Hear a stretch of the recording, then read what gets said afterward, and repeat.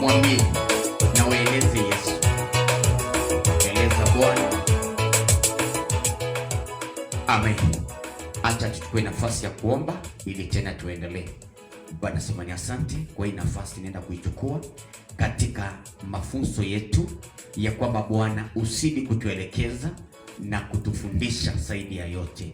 Tupe uwezo, unipe nguvu. Nitumie kwa chombo, bali Bwana isionekana kwamba ni mimi tu, ila Kristo ni wewe. Neno hili likaweza kuwajenga ndani yao, likaweza kuwabadilisha katika jina la Yesu Kristo. Zaidi ya yote, baki kuitwa Mungu siku zote. Katika jina la Yesu tunaomba tukiamini. Sema amen. Sema amen. Basi tuingie katika maandiko. Tuingie kwenye katika ndani ya maandiko, ndani ya Biblia, ili tukaweza kuelewa vile maandiko yanatuambia. Hebu tuanze kwenye kitabu cha Yohana Mtakatifu. Tuanze Yohana Mtakatifu kwanza. Yohana 6 kuanzia mstari wa 26.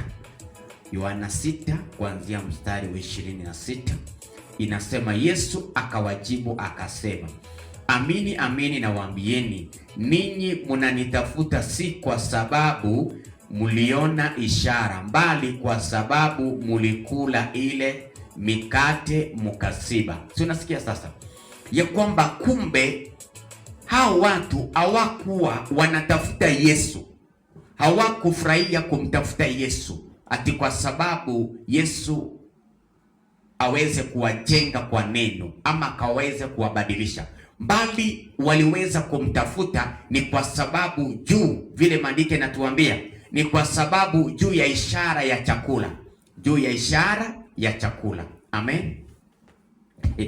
Unaona ya kwamba walipokuwa wakiangalia kwamba ni ishara ya chakula, kwa sababu jinsi maandiko yanatuambia ya kwamba wakaonekana, Bwana Yesu apewe sifa, wakaonekana jinsi ambao walipokuwa wanamtafuta huyu Yesu kwa sababu juu ya food, vile mikate, samaki walikula, ingine wakabeba.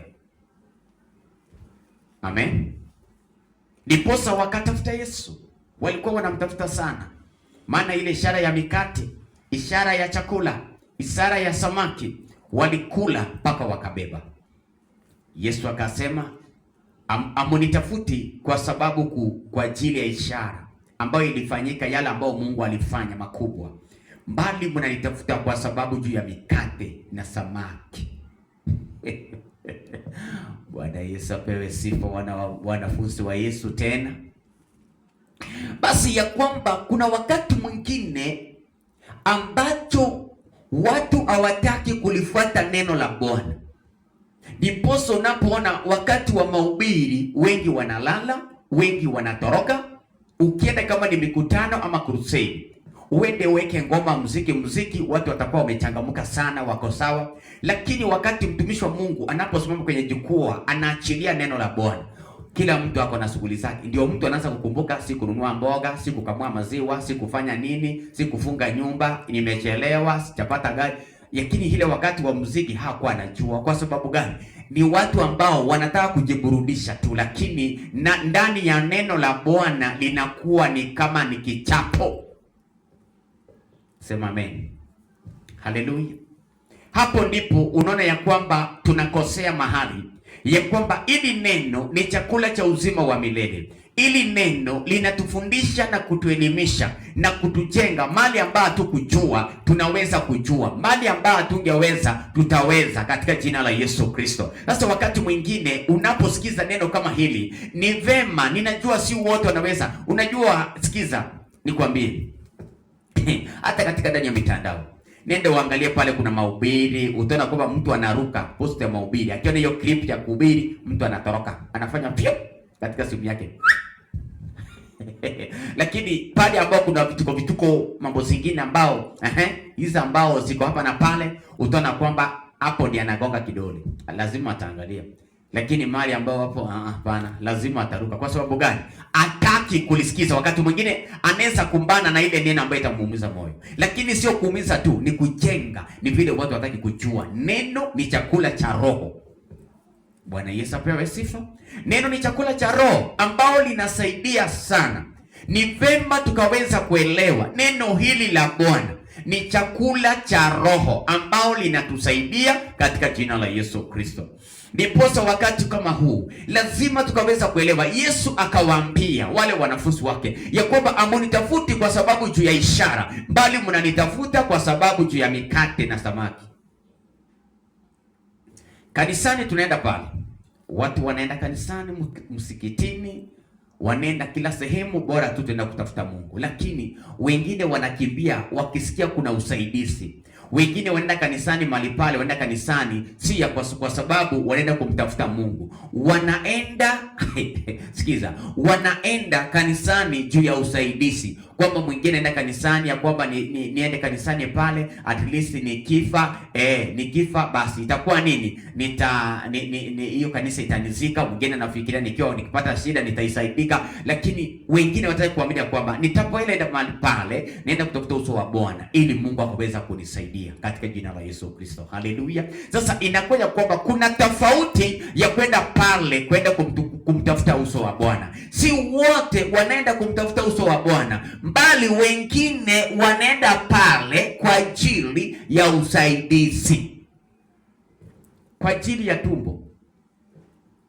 Hebu angalia pale ambao kanisa imesimama imara ya kusimama na neno la Bwana, uone kama itakuwa na watu aina ngapi. Uangalie ndani watakuwa wangapi. Lakini uone kanisa ile ambayo iko na upotofu itakuwa na watu wangapi. Bwana Yesu apewe sifa. Pale kuna ile ujanja fulani pale unafanywa hivi, utaona vile watu wana hivyo. Unaona sasa, na mali ambao kuna watu ambao wanajaribu kufunikwa pale, ambao uko tu na shida mambo fulani, alafu utafunikwa usiweze kuonekana. Bwana Yesu apewe sifa. Hapo pia utaona basi hiyo itakuwa ni sawa sawa. Amen. Kwa hivyo kuna tofauti ya kwamba lazima tukaweza kuelewa hizi vitu zote. Tunapotafuta uso wa Bwana, tukubali tu kutafuta uso wa Bwana. Tutafute Yesu kwa njia ya kutuelekeza na kutuonyesha njia pasipokuwa na njia. Amen. Lazima tutafute mambo kama hayo katika jina la Yesu Kristo. Tukaweza kutafuta huyu Mungu. Tumtafute kwa njia ambayo inalopendeza Mungu. Sio kwamba tumtafute kwa njia ya kushiba. Haleluya. Nimeona kwamba nikaweza kusema hili neno kwa maana ni neno la Bwana, ya kwamba tujengane na hili, ya kwamba si wengi wataweza kulipenda, si wengi wanaposikiza hivyo watafurahia, lakini ni vizuri tuseme ukweli ya kwamba kama tumekubali kumtafuta uso wa Bwana, tumtafute tu. Na kama hutaki kumtafuta uso wa Bwana, siwache tu kumtafuta. Kwani ni lazima? Kwani umelazimishwa? Haleluya. Bwana Yesu apewe sifa. Haujalazimishwa. Kwa hivyo ni vizuri tuangalie. Wakati mwingine tunapoangalia maneno kama haya, yanakuwa ni kama yanatuumiza, lakini tunajitenga katika ndani yetu. Amen. Ndio maana Yesu akawaambia, sio mnanitafuta kwa ajili ya ishara, bali mnanitafuta kwa njia ya chakula. Amen. Na ni vizuri sana tukaweza kuelewa ya kwamba katika hili njia ambayo tunaloweza kulitafuta ni njia gani. Basi napoenda pale kanisani, nenda kutafuta nani? Nenda kutafuta Mungu, nenda kutafuta uso wa Bwana ili neno linijenge. Mtumishi akianza kuhubiri, amenihubiri ni kama siku ya leo ni mimi tu hapana. Anasema kile ambacho kiko ndani. Sema amen. Sikubali. Ili maisha yako yakabadilika katika jina la Yesu. To change kabisa. Mungu akaweza kuitwa Mungu katika jina la Yesu. Tunaenda kanisani pale kwa njia gani? Tuende kwa njia ya kutafuta uso wa Bwana. Sio ya kwamba tuende tusaidike. Wengine wamekimbia wakisikia kwamba kuna kanisa ambao inasaposiwa sponsor mzungu fulani anasponsor pale. Utaona ya kwamba watu wanakimbia kwa sababu ya chakula. Niende huko, nikienda pale mchele itakosa na maragwe. Acha tukanyagane leo. Haleluya. Acha niende pale, at least kuna mchele, kuna maragwe nitapata, nitasaidiwa. Lakini yeye mwenyewe aendi ni kwa sababu anaenda kutafuta uso wa Bwana. Anaenda kwa mchele na maragwe, anaenda kwa njia usaidizi, nisaidiwe. Mtu ako pale hata nenda alisikizi, anafuata watu tu. Yeye ni kufuatana tu, yani anaenda tu pale, mwili anapeleka, anakalisha huo mwili, tena anatoa, anapeleka mwili nyumbani. Lakini ni vizuri tueleze watu vizuri, unapokuja kanisani mambo ni mawili, ndio upate baraka ama upate laana, ya kwamba njoo utafute uso wa Bwana. Tafuta, kumbuka kwanza umekuja ili ukaweza kushirikiana wewe na Mungu, sio mtumishi. Wengine wanakuja kwa sababu kwenda kuona mtumishi. Kama pastor yuko leo kanisani, kanisa inaboeka, nasema leo najua injili ikuwa poa. Kwa nini? Mtumishi wetu hakokuwa. Kwani mtumishi ni baba yako? Bwana Yesu apewe sifa. Kwani mtumishi ni mama yako? Haleluya. Wewe nenda pale, tafuta uso wa Bwana. Nenda pale, ukaenda ukabadilishe njia zako zikachange. Sema amen. Hata usiposema lazima utasema kesho yake.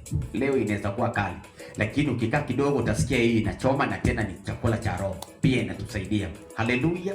Kwa hivyo niomba ya kwamba wakati mwingine kama huu tunahitaji kujua ni kitu gani ambao kinatupeleka pale kanisani. Isionekane kwamba tunafuata Yesu kwa njia gani? Tunamfuata ili Yesu atukomboe na damu yake, ili Yesu atubadilishe njia zetu, to change your character. Sema amen katika jina la Yesu.